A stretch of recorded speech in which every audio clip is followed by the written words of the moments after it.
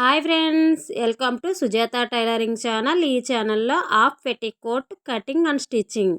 ఇది కొత్తగా టైలరింగ్ నేర్చుకునేవారు ఇలాంటి చిన్న చిన్నవి స్టిచ్ చేయటం అలాగే కటింగ్ చేయటం నేర్చుకుంటే ఈజీగా పెద్దవి ఈజీగా స్టిచ్ చేయగలుగుతారు. ఇది పేపర్ కటింగ్తో ఫస్ట్ మనం స్టార్ట్ చేసుకుని తర్వాత క్లాత్ కటింగ్ చేసుకోవాలి కొత్తవారు. అలా అయితేనే మీరు కటింగ్లో ముందుంటారు. స్టిచ్చింగ్లో కూడా ముందుకెళ్ళాలంటే ఫస్ట్ మీరు పేపర్ కటింగ్ తర్వాత క్లాత్ కటింగ్ చేయటం గమనించండి. ఓకేనా? ఫస్ట్ మీరు పేపర్ని ఇలా పెట్టుకోండి. నేనైతే పేపర్ కటింగ్ చేయకుండా డైరెక్ట్గా క్లాత్ని కటింగ్ చేస్తున్నాను, ఎందుకంటే స్టిచ్ చేస్తాను నేను. అందుకని మీరు ఫస్ట్ పేపర్ని ఇలా తీసుకుని ఇలా ఫోల్డింగ్ పెట్టుకోండి. మీ ఎదురుగా ఫోల్డింగ్ ఉండాలి, ఆపోజిట్లో కూర అంచు ఉండాలి, అంటే పేపర్ ఓపెన్ భాగాలు అటువైపుకు ఉండాలి. ఓకేనా?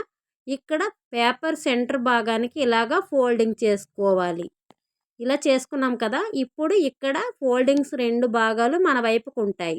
ఇక్కడ ఒక ఫోల్డింగ్ ఉంటుంది. ఇక్కడ నుంచి ఇక్కడికి సోలర్ అనమాట. ఫుల్ సోలర్ ఎంతంటే 6 ఇంచెస్ తీసుకోండి. ఏ సైజు వరకైనా 6 ఇంచెస్ తీసుకోండి. తర్వాత ఇక్కడ నుంచి ఇక్కడికి 6 ఇంచెస్ తీసుకున్నాం కదా. ఇక్కడ నుంచి ఇక్కడికి 3 అంగుళాలు నెక్ వెడల్పు తీసుకోండి. నెక్ వెడల్పు అనమాట. మిగిలినది సోలర్ వెడల్పు 3 అంగుళాలు. ఓకేనా? ఇప్పుడు చంక డౌన్ 6 అంగుళాలు తీసుకోండి. ఇలా 6 అంగుళాలు తీసుకుని ఇక్కడ కార్నర్లో 1.5 తీసుకోండి. లేదు 1.5 1.15 తీసుకుంటే మనకి చంక ఆర్మల్ రౌండ్ ఈజీగా వస్తుంది. ఓకేనా? ఇక్కడ నుంచి ఇక్కడికి చెస్ట్ లూజ్ ఎవరిదైతే వాళ్ళది చెస్ట్ లూజ్ ఎంతైతే ఉందో ఇలా మార్క్ చేసుకోండి వెడల్పు. ఓకేనా? ఇక్కడ హైట్ వచ్చి 18 అంగుళాలు హైట్ ఉండాలి. హాఫ్ పెట్టికోట్కి 18 అంగుళాలు పొడవు ఉండాలన్నమాట. ఓకేనా? మీకు ఇలాగా 18 అంగుళాలు పొడవు ఉండేలా ఫోల్డింగ్ చేసుకొని కటింగ్ చేసుకోండి. ఓకే. ఇక్కడ నెక్ డీప్ ఎంత తీసుకోవాలంటే 6 అంగుళాలు తీసుకోవాలి. ఇలా నెక్ హైట్ 6 అంగుళాలు. ఇక్కడ నెక్ వెడల్పు 3 అంగుళాలు, సోలర్ 3 అంగుళాలు. అలాగే ఇక్కడ ఆర్మల్ డౌన్ 6 అంగుళాలు. ఇలా కార్నర్లో 1.5 ఇంచ్ ఇలా మార్క్ చేసుకోవాలి. తర్వాతనే ఆర్మల్ రౌండ్ లైన్ డ్రా చేసుకోవాలి. తర్వాత చెస్ట్ లూజ్ మీ బాడీ చెస్ట్ లూజ్ చూసుకున్నా పర్వాలేదు, వాళ్ళ దగ్గర ఉన్న ఆది బ్లౌజ్ చెస్ట్ లూజ్ తీసుకున్నా సరిపోతుంది. ఇక్కడ నడు లూజ్ కూడా చూసుకుని అక్కడి నుంచి లైన్ డ్రా చేసుకోవాలి. ఓకేనా? మొత్తం అంతా ఇదే విధంగా ఇలా ఫ్రంట్ నెక్ ఇలా రౌండ్గా లైన్ డ్రా చేసుకోండి. ఇలా రౌండ్గా లైన్ డ్రా చేసుకున్న తర్వాత బ్యాక్ పార్ట్ నెక్ కూడా తీసుకోవాలి. బ్యాక్ పార్ట్ నెక్ హైట్ వచ్చి 7.5 వరకు తీసుకోవాలి. ఫ్రంట్ నెక్ 6 అంగుళాలు ఉంటే బ్యాక్ పార్ట్ నెక్ 1.5 ఎక్స్ట్రా ఉండాలన్నమాట. ఓకేనా? ఇలా 7.5 ఇలాగ నెక్ డీప్ తీసుకోవాలి. తర్వాత ఇక్కడ నుంచి ఇలాగ నెక్ రౌండ్ పెట్టుకోండి. ఇప్పుడు ఈ భాగాన్ని ఎలా కటింగ్ చేయాలి అనేది చూద్దాం. ఫస్ట్ అంటే మనకి నెక్ వచ్చి 6 ఇంచెస్ వచ్చింది కదా. అందుకు ఫస్ట్ మనం ఆర్మల్ రౌండ్ కటింగ్ చేసుకుందాం.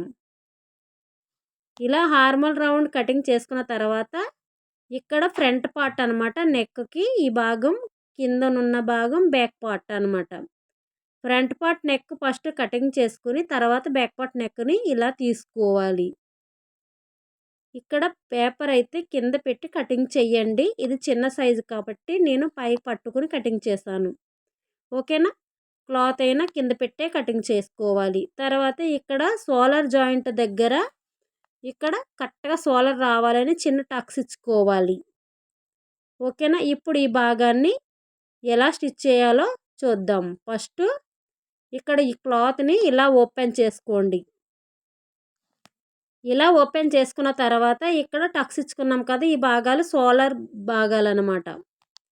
ఈ భాగం దగ్గర పాదమంచు ఉండేలా చూసుకుని స్టిచ్ చేసుకోండి. చిన్నగా రఫ్ కూడా చేసుకోండి. ఇలా రఫ్ చేసుకుంటే సోలర్ దగ్గర మనం స్టిచ్ చేసేటప్పుడు ఓపెన్ అయిపోకుండా ఉంటుంది. ఇలా తర్వాత ఇప్పుడు ఈ భాగాన్ని ఇలా స్టిచ్ చేసాం కదా. ఇప్పుడు ఈ భాగాన్ని ఇక్కడ ఆర్మల్ రౌండ్లో ఇలా చిన్నగా ఫోల్డింగ్ ఇలా పెట్టుకోవాలి. మొత్తం రౌండ్ అంతా ఒకటే సైజులో ఫోల్డింగ్ వచ్చేలా ఇలా చూసుకుంటూ స్టిచ్ చేసుకోవాలి. ఇది చిన్న సైజు కాబట్టి చాలా చిన్నగా వస్తుంది. మీరు ఫోల్డింగ్ పెట్టే భాగం పావించి ఉండాలి. పావించి చిన్నగా పెట్టాలన్నమాట. అలా అయితే మనకి ఆర్మల్ రౌండ్ చాలా నీట్గా వస్తుంది. హాఫ్ పెట్టికోట్ ఇది హాఫ్ పెట్టికోట్ మీకు చిన్నపిల్లలకి పొడవ బ్లౌజులు ఉంటాయి కదా, వాటిల్లో యూజ్ చేసుకోవడానికి ఉపయోగపడతాయి. ఇక్కడ నుండి ఇలా ఆర్మల్ రౌండ్ సెకండ్ది కూడా అదే విధంగా సేమ్. ఇక్కడ చూడండి, కుట్టు భాగం సోలర్ కుట్టు భాగం కూడా మనకి పైకే ఉంది. అలాగే ఉండేలా చూసుకోవాలి. మన స్టిచ్చింగ్ అంతా ఒకవైపుకే రావాలి. కొత్తవారు ఇది గమనించండి. తర్వాత నెక్ దగ్గర ఇలా సోలర్ దగ్గరే స్టార్ట్ చేయాలి. నెక్ రౌండ్ కూడా ఇలా ఫోల్డింగ్ ఇలా పెట్టుకుని సోలర్ దగ్గర నుంచి స్టార్ట్ చేస్తే మనకి నీట్గా నెక్ రౌండ్ ఫ్రంట్ బ్యాక్ కూడా ఒకేసారి ఇలా ఫోల్డింగ్ చేసుకుని స్టిచ్ చేసుకోవాలి ఇదే పద్ధతిలో. ఓకే ఫ్రెండ్స్, మీరు ఎక్కడ కూడా వీడియోని ఎక్కడ స్కిప్ చేయకుండా చూడండి. ఆ పెట్టికోట్ మొత్తం అంతా పూర్తవుతుంది.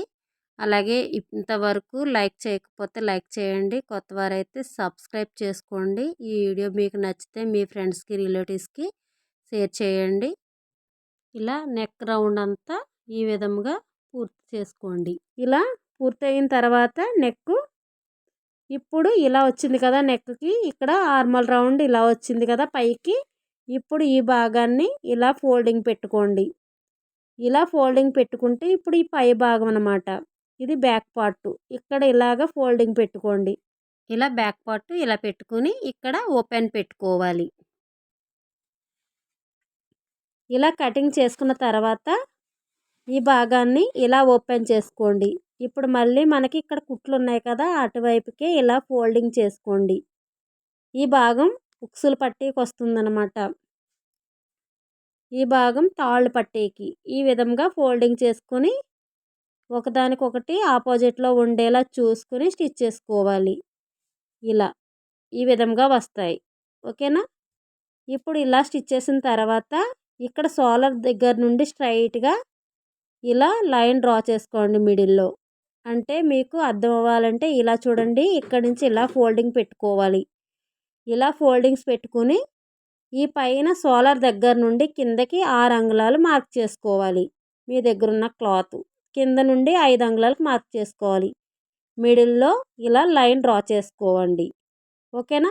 ఇలా లైన్ డ్రా చేసుకుంటే మొత్తం ఫ్రంట్ బ్యాక్ కూడా 4 భాగాలు ఇదే విధంగా లైన్ డ్రా చేసుకుని ఇలా చిన్నగా సన్నగా పొడవు డాట్స్ రావాలన్నమాట. అంటే పావించు సన్నగా వస్తాయి. అదేవిధంగా బ్యాక్ పార్ట్ ఫ్రంట్ పార్ట్ కూడా 4 భాగాలు ఇలా డాట్స్ పొడవుని స్టిచ్ చేసుకోండి.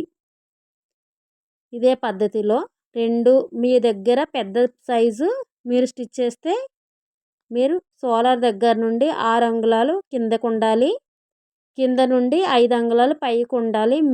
మిడిల్లో మనం ఈ భాగాన్ని ఇలా స్టిచ్ చేయాలి. ఓకేనా? ఇది రెడీ అయిపోయిన తర్వాత ఇప్పుడు సైడ్ జాయింట్ చేసుకుందాం. మనకి ఖర్చు భాగం వరకు స్టిచ్ చేసుకోవాలి. చెస్ట్ లూజ్ ఎంతవరకు తీసుకున్నామో అక్కడ నుండి ఆ భాగాన్ని ఇలాగా స్ట్రైట్గా ఇక్కడ కింద వరకు స్టిచ్ చేసుకోండి. 2 వైపులు ఇలా. ఇక్కడ కూడా ఇక్కడ చూడండి, ఆర్మల్ రౌండ్ సమానంగా పట్టుకొని కిందకి వేసుకోవాలన్నమాట. కింద నుండి కాకుండా ఆర్మల్ రౌండ్ దగ్గర నుండి వేసుకోవాలి స్టిచ్చింగ్. ఇలా స్టిచ్ చేసిన తర్వాత ఇప్పుడు ఈ భాగాలు ఇలా ఉన్నాయి కదా, ఈ భాగాలన్నీ ఇలా చూడండి, ఇలా పెట్టుకుని మన వైపు పైకి అన్ని స్టిచ్చింగ్ అంతా పైకి కనిపించేలా ఉండేలా చూసుకుని ఇలా చివర్లో ఫోల్డింగ్ పెట్టుకొని ఇలా పావించికి సన్నగా ఫోల్డింగ్ పెట్టుకొని 1/2 ఇంచు వెడల్పు మొత్తం క్లాత్ ఎలుపు ఇలా ఫోల్డింగ్ రావాలన్నమాట. ఇలా 1/2 ఇంచు వెడల్పు వరకు క్లాత్ వెడల్పు రావాలి, వచ్చేలా చూసుకుని స్టిచ్ చేసుకోండి. ఇంతేనండి, హాఫ్ పెట్టికోట్ ఈజీ పద్ధతిలో స్టిచ్ చేసుకోవడం, కటింగ్ చేసుకోవడం కూడా చాలా సులువుగా ఉంటుంది. కొత్తగా ట్రైనింగ్ అయ్యేవారు ఇలాంటివి ఒకసారి ట్రై చేసి చూడండి, స్టిచ్ చేయండి. అలా అయితే మీరు లెహెంగాపై పొడవు బ్లౌజులు కూడా ఈజీగా స్టిచ్ చేయగలుగుతారు. కటింగ్ నెక్ ఆర్మల్ రౌండ్ మనం చంక డౌన్ అనేది ఈజీగా 2-3 సార్లు కటింగ్ చేస్తూ ఉంటే ఈజీగా మీరు కటింగ్లో సక్సెస్ అవుతారు. తర్వాత స్టిచ్చింగ్ చాలా ఈజీ. ఓకే అండి, మీకు నచ్చితే లైక్ చేయండి, షేర్ చేయండి, కొత్తవారైతే సబ్స్క్రైబ్ చేసుకోండి. Thank you for watching.